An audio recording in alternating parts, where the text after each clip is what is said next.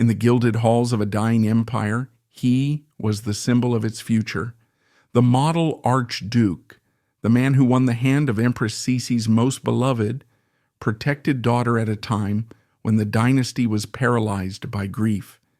He was the celebrated face of continuity, a father of 10, a living icon of fidelity who was meant to heal a broken bloodline.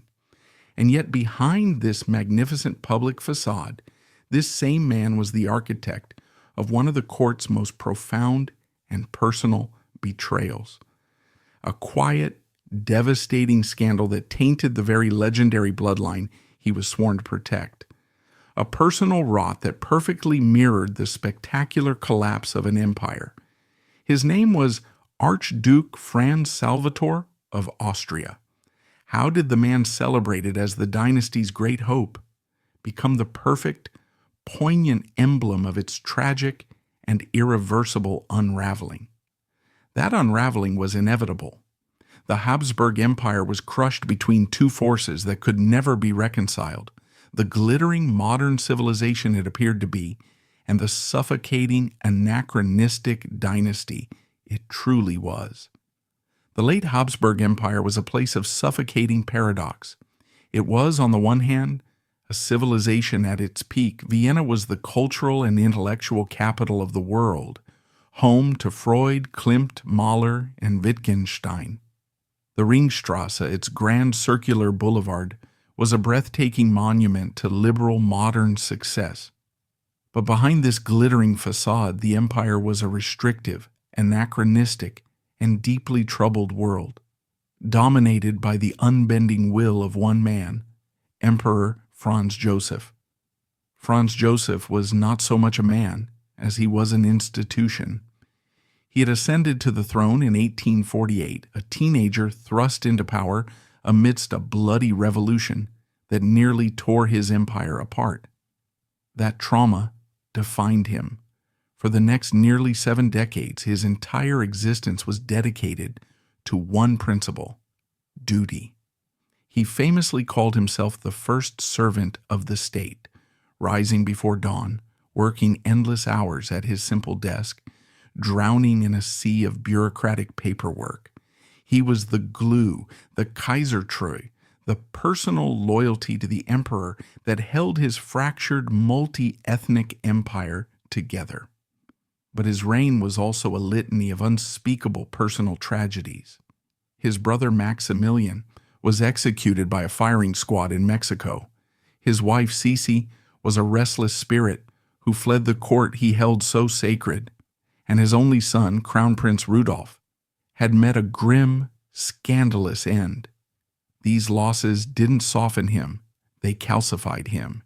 He clung to tradition, to the ancient rigid court etiquette, the Spanish's Hof ceremonial, a set of rules so complex and stifling, it was designed to elevate the monarch to a near-divine status, isolating him from the grubby realities of the modern world. This was the Old Guard, a regime of duty, tradition, and the suppression of all personal feeling. And then there was his wife, the Old Guard's greatest enigma, Empress Elisabeth, Sisi. If Franz Joseph was the anchor, she was the kite, beautiful and straining to break free. The world romanticized her as a fairy tale princess, but the reality was far darker. She loathed the rigid Viennese court, which she found physically and emotionally suffocating. Her response was to flee. She fled into obsessive, near-pathological cults of beauty and exercise, installing gymnasiums in her palaces, and starving herself to maintain an impossibly tiny waist. She fled into endless, restless travel, wandering Europe on her imperial yacht, rarely seeing her husband or her capital. She was, in essence, an absent empress, a beautiful ghost haunting the Habsburg dynasty. Sisi had a famously tragic relationship with her children. Her first daughter died in infancy. Her other two, Giselle and Crown Prince Rudolph, were taken from her at birth to be raised by her formidable mother-in-law, Archduchess Sophie. Sisi was deemed too young, too flighty, to be a proper mother. This break haunted her, and she vowed it would never happen again. When Marie Valerie was born in 1868, Sisi clung to her. Marie Valerie was the einzige, the only one. She was born in Budapest, a deliberate concession to Sisi's obsession with Hungary. Sisi supervised her upbringing, spoke Hungarian with her, and showered her with the affection she had been denied her other children. This made Marie Valerie unique within the dynasty. She was shielded, adored by both her distant mother and her dutiful father, and became known as the angel of the court. But she was also a product of this dysfunctional, high-pressure environment, pious, dutiful, and perhaps profoundly naive. This gilded cage of a court was not secure. Beyond the palace walls, the threats to the Habsburgs were existential. The empire was not a nation. It was a sprawling, multinational prison of peoples.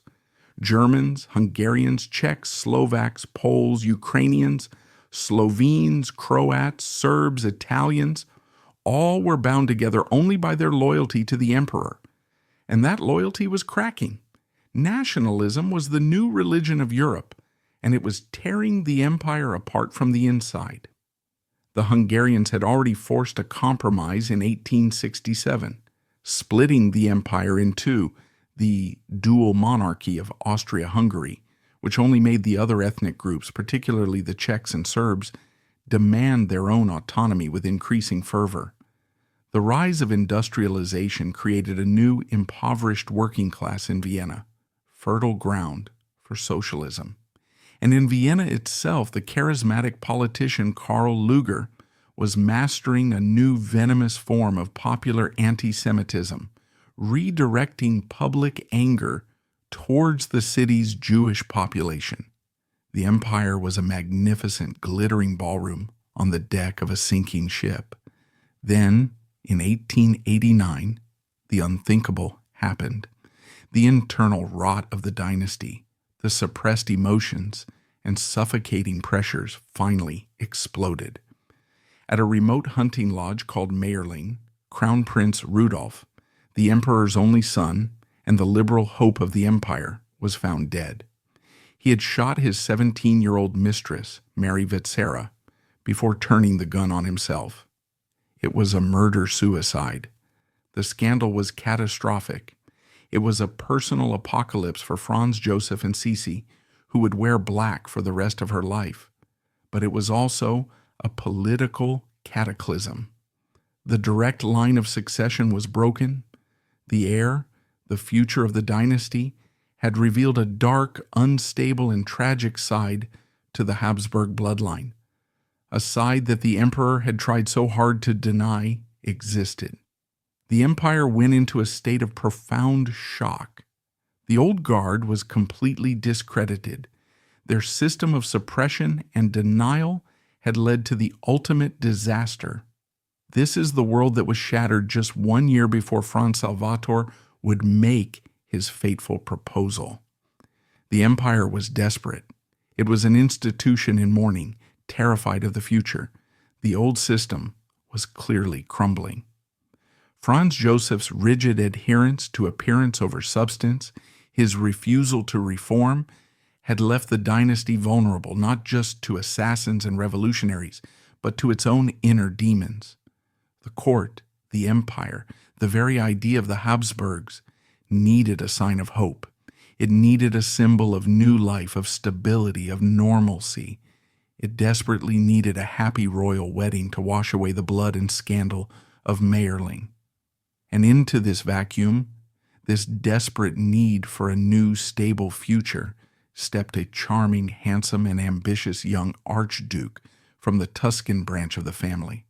Franz Salvator was, in many ways, the perfect antidote to the gloom of the Viennese court. He was a partial antithesis to the old guard. He wasn't a product of the suffocating Habsburg. He was a Habsburg, yes, but from the Italian line, the Grand Duchy of Tuscany.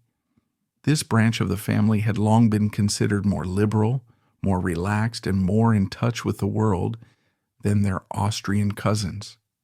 They had also lost their throne during the unification of Italy, which meant Franz Salvator was an archduke with a prestigious title but no kingdom to rule, and perhaps a healthy dose of ambition. He was charming, socially adept, and possessed a pragmatism that was sorely lacking in the main line. What truly set him apart, however, was his education. He was, of course, trained as a military officer, a standard requirement for any archduke. He would rise to the rank of cavalry general. But he had also pursued another far more unusual path. He was a trained physician. In an era where archdukes were expected to be purely ceremonial figures, to hunt, to attend balls, to be seen, Franz Salvator had a practical, scientific, and modern skill. He wasn't a brooding intellectual like the tragic Rudolph, nor was he a rigid traditionalist like his future father-in-law. He was a doer, a man of action who understood both military tactics and human anatomy. This blend of Italian charm, military discipline, and medical knowledge made him a unique and compelling figure at court. Franz Salvator looked at the post-Mayerling court and saw a path. His vision was clear: secure his influence and build his future, not through politics or war, but through the most powerful tool available in a dynasty, marriage, and the ultimate prize, the most sacred and sought-after bride in the empire, was Archduchess Marie Valerie. She was the emperor's favorite, the angel of the court, the only child of the empress. To marry her was to secure an unshakable bond with the very center of power, with Franz Joseph himself. He began to build his shadow court, not of political conspirators, but of supporters who saw him as a sensible, stable, and healthy choice. He had allies in the military and in the medical community, and his pragmatism appealed to the emperor's own sense of duty. His path can be contrasted with that of the new heir presumptive Archduke Franz Ferdinand, the man whose assassination would later ignite World War I. Franz Ferdinand was brooding, difficult, and politically bold. He would later challenge the dynasty's core rules by insisting on a morganatic marriage to a mere countess, an act of shocking defiance. Franz Salvator was not that man. He represented a conformist path. He was charming, he was respectful of the emperor, and he was, crucially, of equal royal blood. He was the safe choice, the perfect man to heal the wounds of Mayerling and provide the dynasty with what it craved most: a happy, stable, and above all, fertile future. His pursuit of Marie Valerie was encouraged by Franz Joseph, who saw in the young Tuscan archduke a solid, dependable son-in-law. The stage was set. The grieving princess, living in the shadow of her brother's horrific death, was about to be courted by the charming doctor archduke. For a brief, shining moment, it seemed like the Habsburg dynasty had finally found its fairy tale. We return to a world steeped in black. The year is 1889. The Habsburg Empire, an institution built on the unshakable foundation of continuity, has just had its future stolen.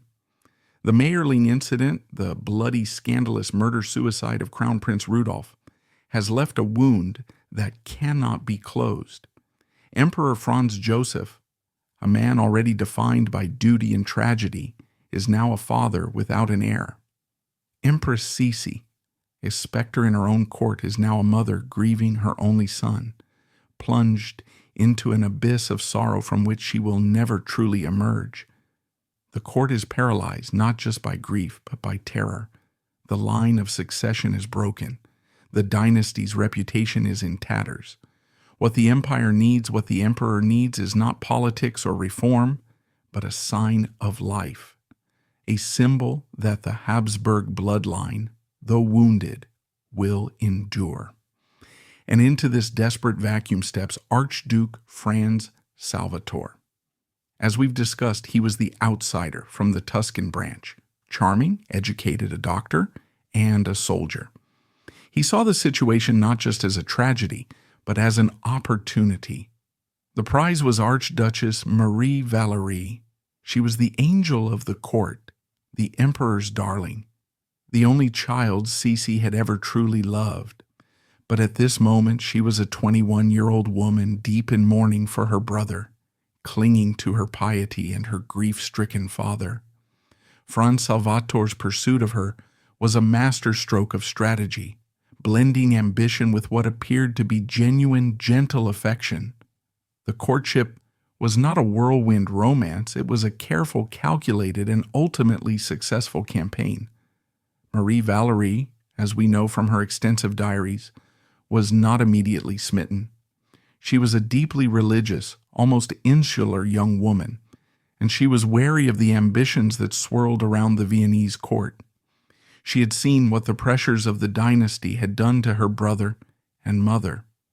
She was, in fact, initially interested in another, but her father, the emperor, gently steered her away. Franz Salvator had a crucial advantage. He was the emperor's choice. Franz Joseph saw in him not a passionate, unstable romantic like his late son, but a man of practicality, a soldier, a doctor, a man who he believed would be a stable, sensible, and crucially healthy partner for his precious daughter. But Franz Salvator had another, perhaps even more powerful ally, Empress Sisi. This is one of the great ironies.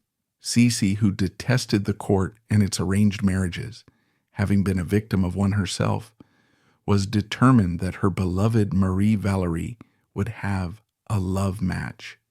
She had no patience for the stiff, boring, purely political alliances of the main Habsburg line.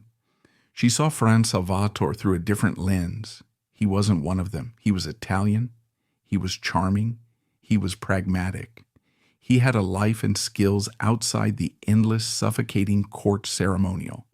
He appealed to her own rebellious romantic spirit. Franz Salvator thus achieved the impossible. He was the one candidate who satisfied both the duty-bound emperor and the freedom-loving empress. He was the safe choice and the romantic choice. He proposed at the Kaiser Villa in Bad Ischl, the family's beloved summer home, their sanctuary from the pressures of Vienna. This was home territory, a place of happy memories.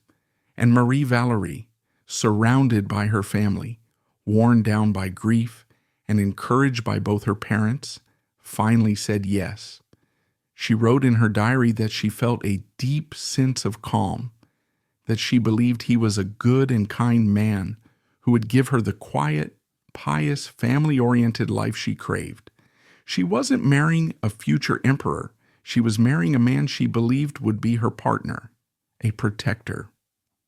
On July 31st, 1890, just 18 months after the horror of Mayerling, they were married, also in Ischl.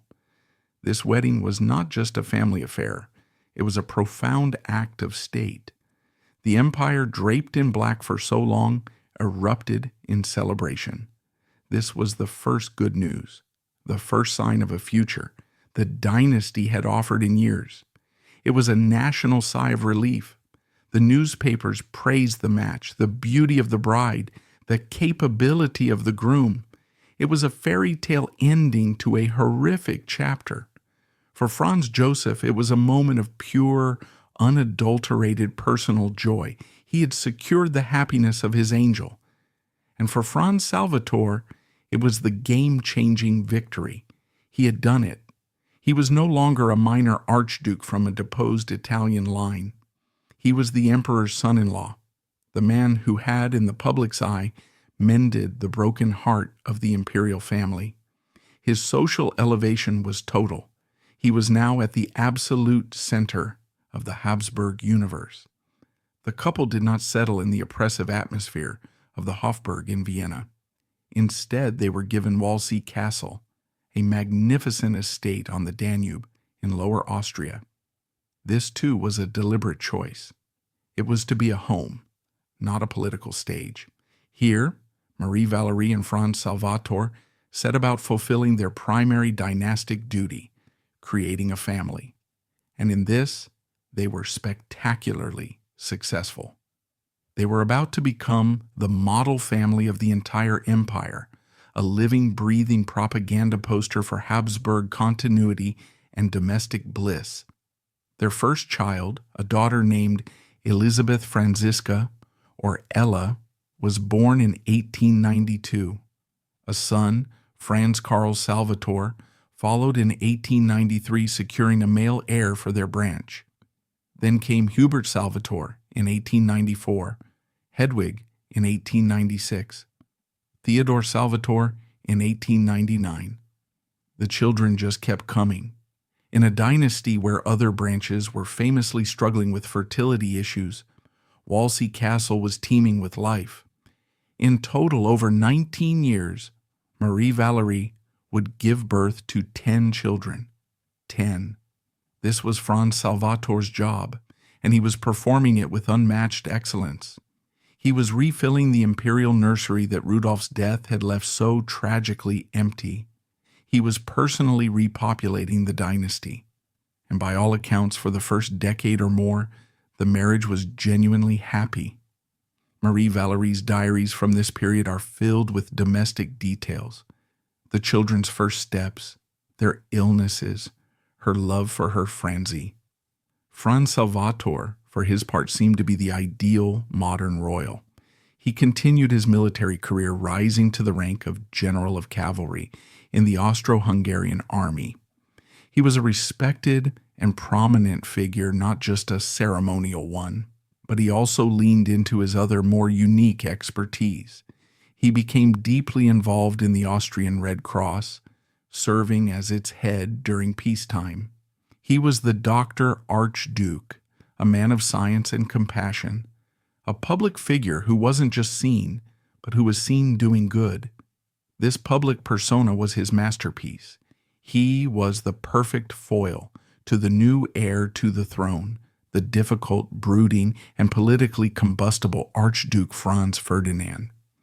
While Franz Ferdinand was busy fighting with the emperor and causing a constitutional crisis by insisting on marrying a mere countess, Sophie Chotek, in a morganatic union, meaning their children could never inherit the throne, Franz Salvator was the picture of perfect, dutiful conformity. He had married the emperor's daughter. His children were in the line of succession. He was the one producing a healthy, happy, pure Habsburg line. He was charming where Franz Ferdinand was gruff. He was compliant where Franz Ferdinand was rebellious. In the eyes of the aged emperor, Franz Salvator was the son-in-law who had done everything right, a pillar of stability in a world that seemed to be tilting toward madness. Then, in 1898, the ground shifted again. The dynasty was struck by another horrific, senseless tragedy. Empress Sisi, while traveling in Geneva, was assassinated, stabbed in the heart with a sharpened file by a young Italian anarchist, Luigi Lucchini. The shock was absolute. The empire was thrown back into mourning.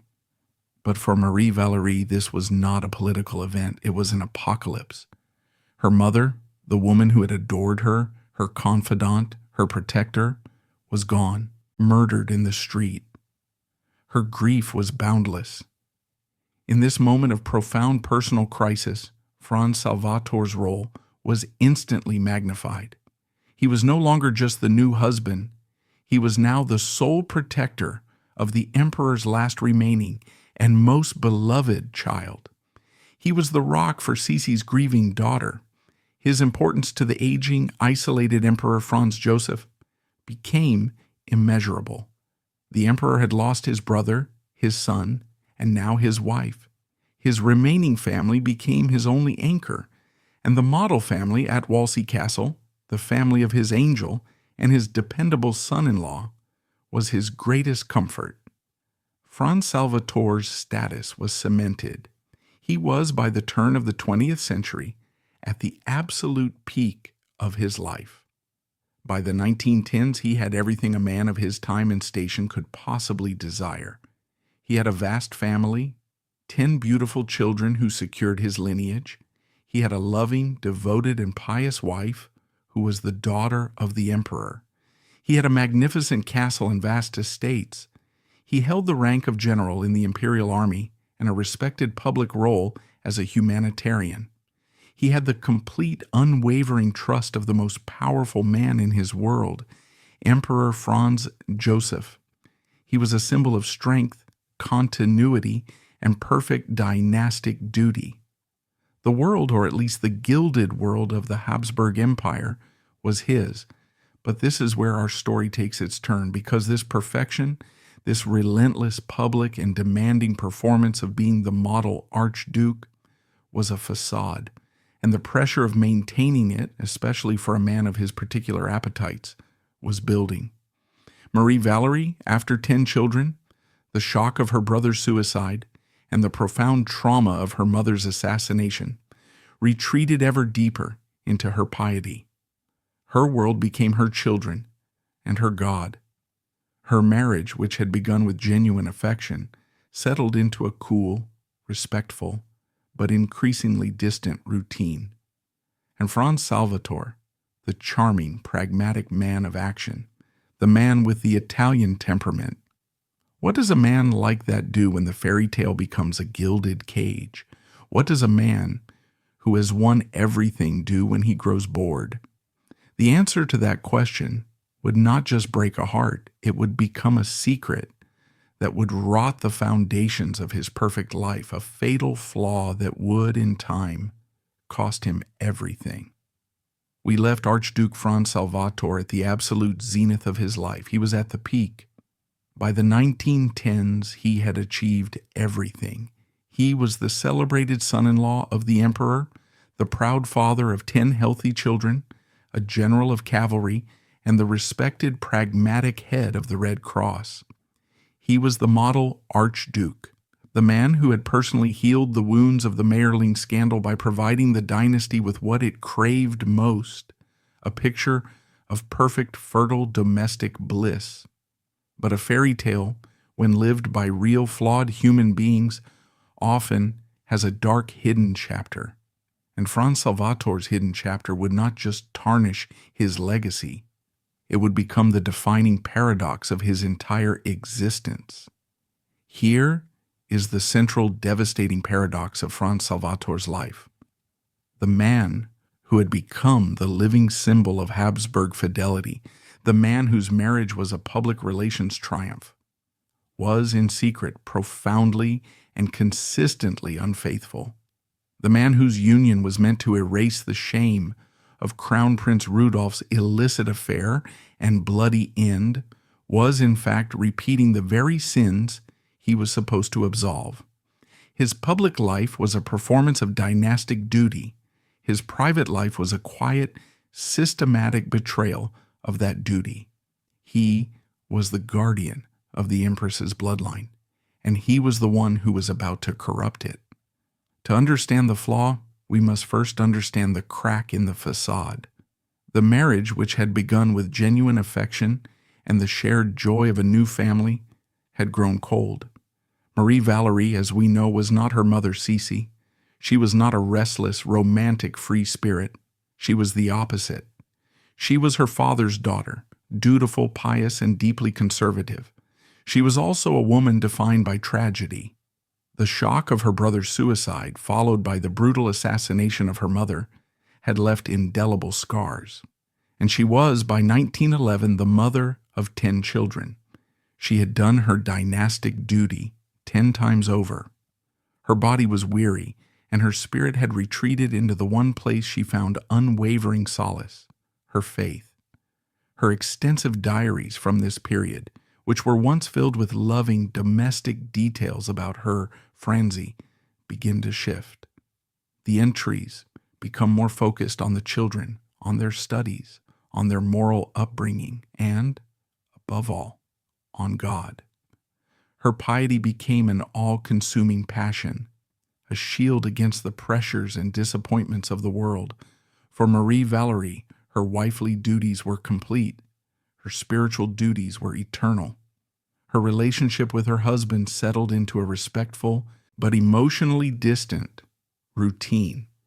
She had built a fortress of devotion around her heart, and it was a fortress her husband, it seems, could no longer, or no longer wished to, penetrate. And Franz Salvator? He was not a monk. He was, as we've established, a pragmatic man of action, a soldier, a doctor. He carried that Tuscan flair, that Italian temperament that Sisi had found so charming. He was a man of the world, a man of appetites, and he was bored. He had the ultimate status, but no real power. The empire was run by his ancient father-in-law, and the future belonged to the difficult, combative heir, Franz Ferdinand. Franz Salvator's role was set. He was the perfect father, the perfect husband, the perfect humanitarian figurehead.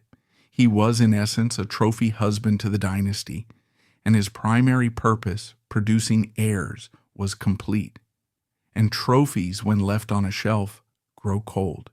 His wife was in her spiritual fortress, and he was left outside, a man in his prime with wealth, charm, and a restless heart. Sometime around 1911, Franz Salvator's wandering eye landed, and it landed on a woman who was, in every conceivable way, the precise opposite of his pious, royal, and weary wife.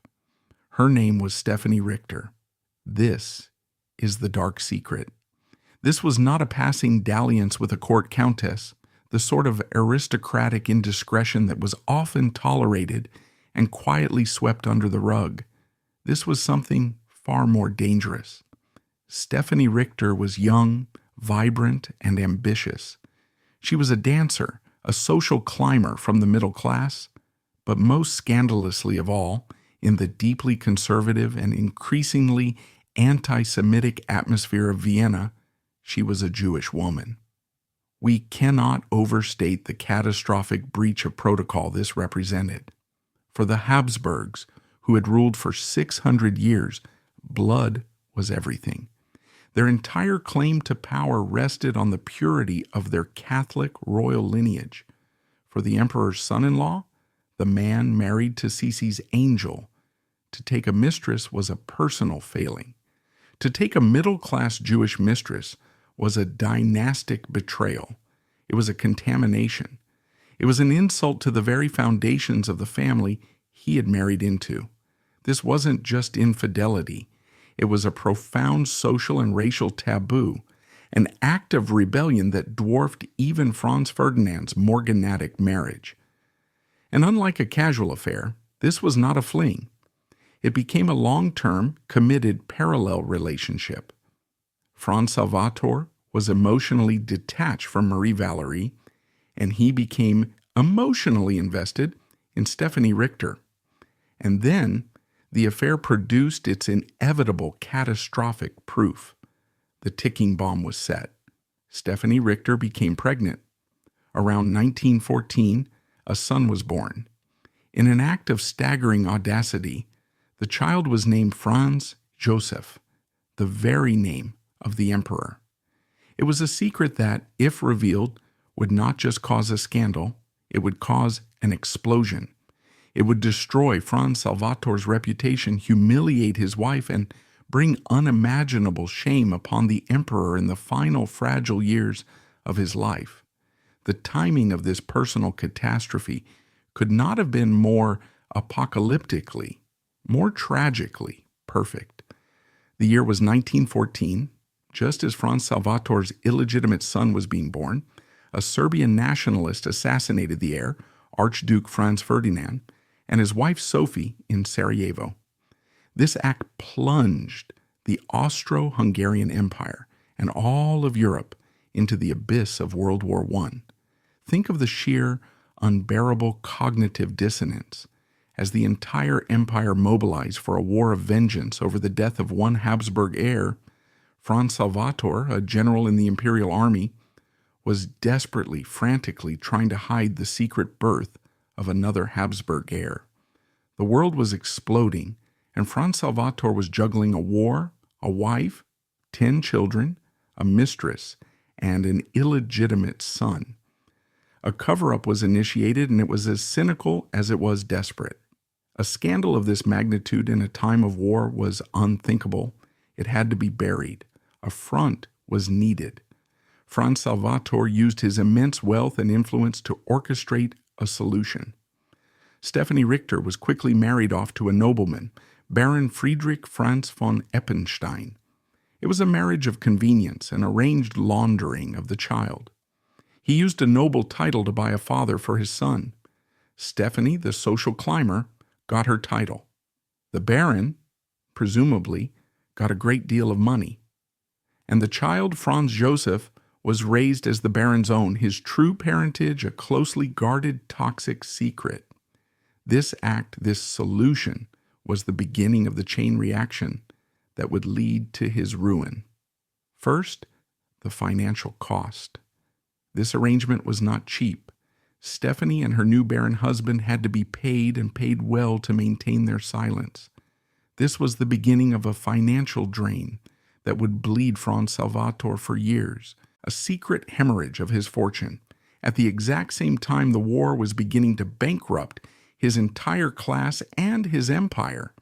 Second, the emotional cost, the erosion of trust. It is almost inconceivable that Marie Valerie did not know. A wife, even a distant one, knows. The rumors at court, the secret expenditures, her husband's long unexplained absences, she must have known, or at the very least, suspected the devastating truth. But what could she do? She was the emperor's daughter, the angel of the court. She was a devout Catholic. Divorce was not an option. It would be a public scandal far worse than the affair itself. She was a prisoner of her own perfect marriage. She was forced to continue to play the part of the happy, devoted wife to maintain the facade of the model family, all while knowing her husband was maintaining a second secret family. The coldness of their marriage was not just routine.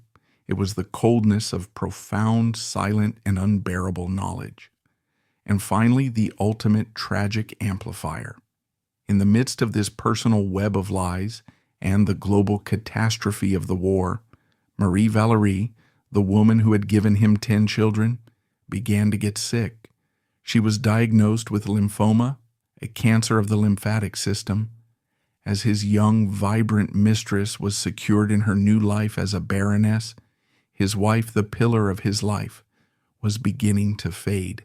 The guilt, the pressure, the sheer weight of his secrets must have been suffocating.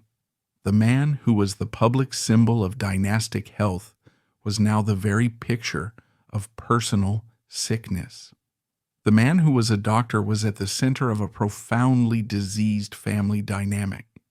His perfect life was a house of cards, and the first winds of a global war were beginning to blow. He was isolated, trapped by his own desires, and the chain reaction he had started was just beginning. We return to a world on fire. It is 1914. Archduke Franz Salvator, a general of cavalry in the Austro-Hungarian army, is now a man at war. But he is fighting on 2 fronts. One is the Great War, the global cataclysm that his own family, his own empire, had helped ignite. The other is a secret personal war, a desperate battle to conceal the existence of his mistress, Stephanie Richter, and their illegitimate son, Franz Joseph. His perfect life, built on a foundation of lies, was now being stress-tested by the greatest conflict in human history, and the unraveling would be total. His hubris, his fatal misstep, was not a single act but a continuous draining performance. His solution to his problem, marrying Stephanie off to Baron Friedrich Franz von Eppenstein, was a Pyrrhic victory. He had solved the immediate crisis of the child's birth. But at what cost?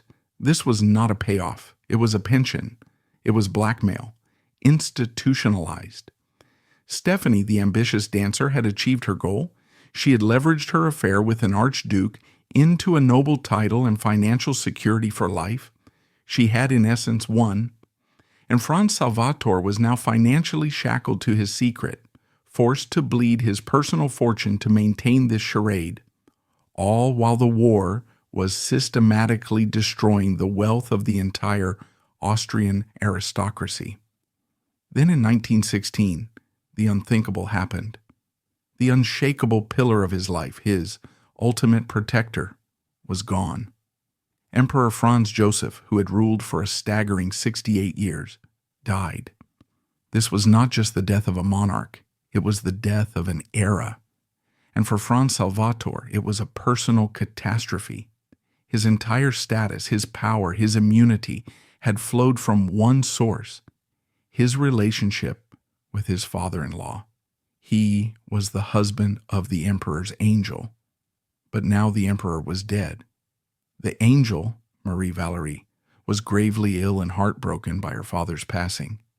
The new emperor, the young, pious, and desperately overwhelmed Karl I, was a distant relative, a man trying to steer a sinking ship in the middle of a typhoon. Suddenly, Franz Salvator was no longer the indispensable model son-in-law. He was just another archduke, a minor general in a failing war, with a very expensive, very dangerous secret. His alliance with the very center of power was fractured. The war, of course, was lost. The defeat was absolute. In November 1918, the Austro-Hungarian Empire, that 600-year-old dynasty, ceased to exist. It shattered into a dozen new countries. This was the ultimate betrayal by the system itself. The very institution Franz Salvator had married into, the source of his titles, his wealth, and his entire identity, had evaporated. The new Austrian Republic was declared a small, impoverished, and deeply angry rump state, and this new republic had no patience for its former masters. The new Republican government moved swiftly to dismantle the past. They passed the Habsburger Gazettes, the Habsburg Law. This single piece of legislation was the final devastating blow. It formally banished all members of the House of Habsburg-Lorraine from Austrian soil forever. There was one loophole. They could be granted citizenship and allowed to stay, but only if they formally renounced all their titles, all their noble privileges, and all claims to the defunct throne. They had to sign a document declaring themselves to be nothing more than loyal citizens of the Republic. For a man who had been His Imperial and Royal Highness Archduke Franz Salvator, this was the ultimate humiliation. Franz Salvator and Marie Valerie were faced with an impossible choice: go into penniless exile or suffer the indignity of renouncing their very identity to stay in their homeland as commoners.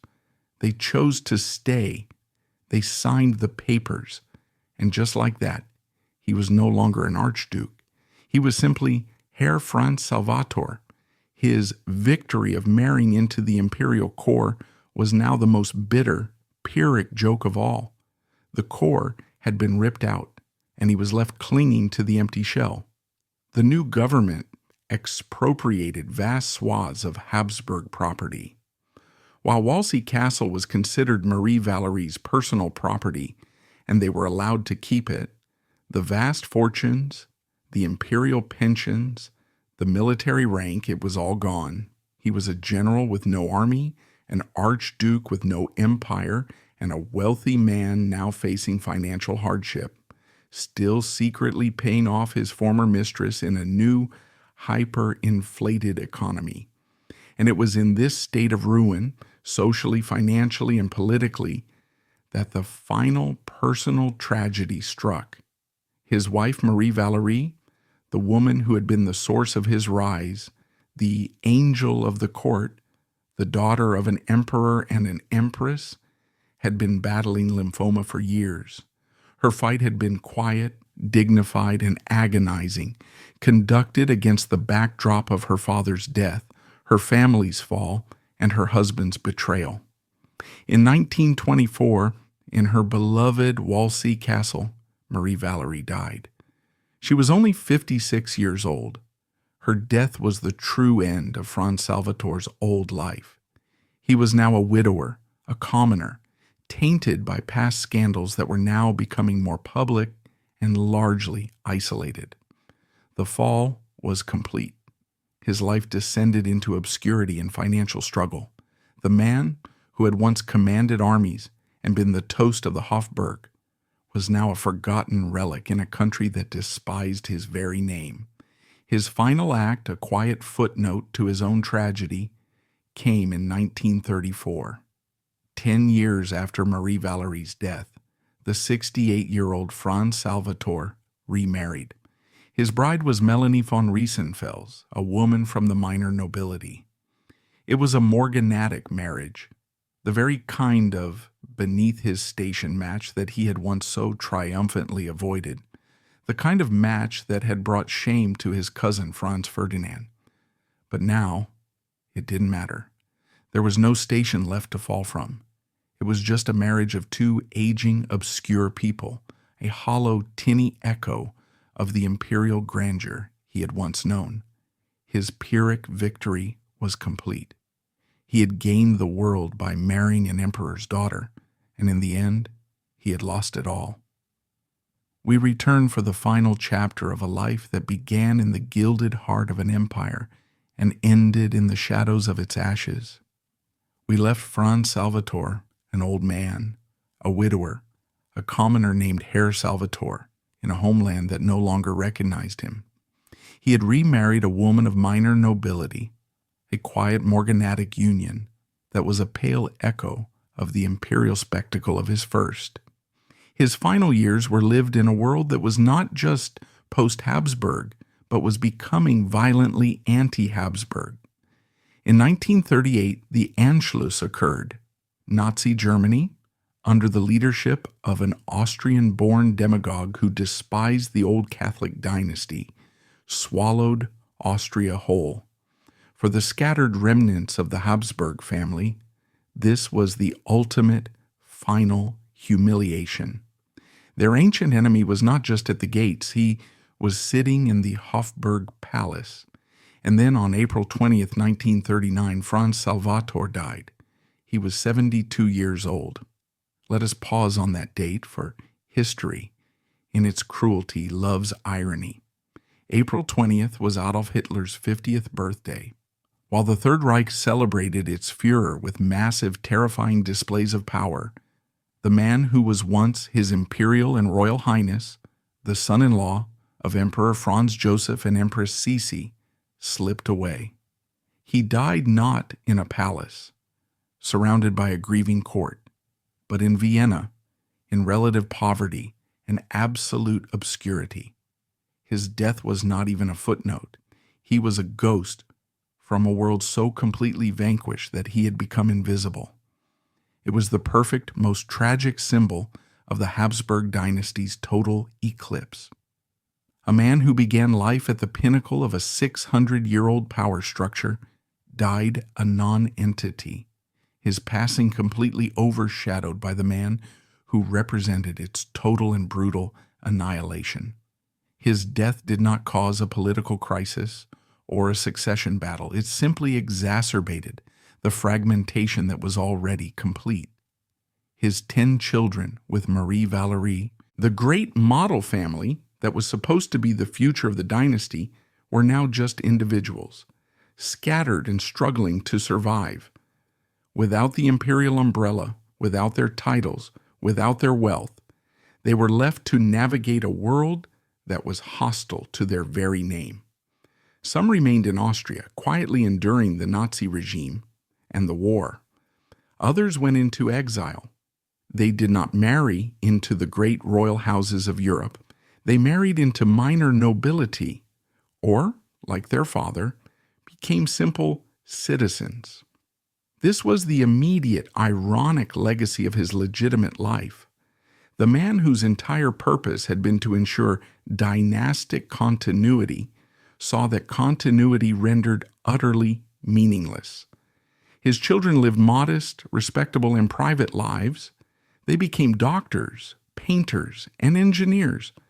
The grand bloodline of Sisi's daughter, the line he was entrusted to protect and perpetuate, had not been extinguished, but it had been diluted into obscurity. His great public achievement, the fathering of a dynasty, had been reduced to a mere genealogical footnote by the collapse of the world he was born to serve. The grand imperial purpose of his marriage had failed, not because the line died, but because the world died. But this is not where the story of Franz Salvator's bloodline ends. In fact, the most shocking, the most potent, and the most perversely influential part of his legacy came not from the 10 children he raised in a castle, but from the one child he tried to bury in a secret. We must return to his mistress, Stephanie Richter, the ambitious dancer for whom he betrayed his wife and his dynasty. She did not simply take his money and disappear. She was, it turns out, one of the 20th century's most masterful social climbers, and, as it would be revealed, a dangerous international operative. After her arranged marriage to Baron von Eppenstein, Stephanie's ambition truly took flight. She divorced the Baron, and through a series of complex and dubious maneuvers, including a purchased adoption by a Hungarian prince, she reinvented herself as Princess Stephanie von Hohenlohe. She used this title as a key to unlock the highest echelons of European society. And in the 1930s, the society with the most power was the burgeoning Nazi Party. She moved to London, setting herself up in the lavish Dorchester Hotel, and became a central figure in Anglo-German relations. But she was not a diplomat. She was a spy. She became an intimate of the Nazi high command, including Hermann Göring, and, most chillingly, an admirer and confidant of Adolf Hitler himself, who famously called her his Liebe Prinzessin, or Dear Princess. This woman, the secret mistress of Archduke Franz Salvator, became a key Nazi agent, tasked with using her social connections to influence the British aristocracy, promoting appeasement and gathering intelligence for the Third Reich. Her influence was so significant that, after the war began, she was declared an enemy alien in the United States, arrested by the FBI, and interned for the duration of the war as a dangerous German spy. And the illegitimate son she had with Franz Salvator, the boy named Franz Josef, he was raised in this world of glamour, conspiracy, and dark political intrigue, becoming a socialite and journalist, forever tied to his mother's infamous legacy. This is the chaotic, final, and most profound irony. The man who was a Catholic archduke, a general of the Habsburg Empire, a dynasty that the Nazis despised and sought to eradicate, had, through his personal sin, fathered a line that became intimately entangled with the very evil that destroyed his world. His legitimate legacy, the one he dedicated his public life to, faded into quiet, respectable irrelevance. His illegitimate legacy, born of his greatest betrayal, became infamous, shadowy, and perversely influential, a dark thread woven into the fabric of 20th century fascism. The continuity he believed he was building had died. The corrupting, chaotic line he tried to hide had just been born. So who was he? We return, one last time, to the man at the center of this story. He was, as we said, the scandalous Archduke who betrayed the Empress's bloodline. He was the ultimate tragic figure of what could have been. He was given everything: a position of immense privilege, a historic marriage, the love of an emperor, and the trust of a nation.